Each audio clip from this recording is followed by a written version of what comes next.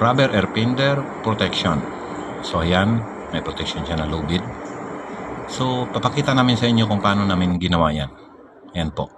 Kailangan natin ng lubid. Either 8 mm in diameter or 10 mm diameter. Ang paggawa nito ay kagaya ng paggawa ng fishing net o kaya ng duyan.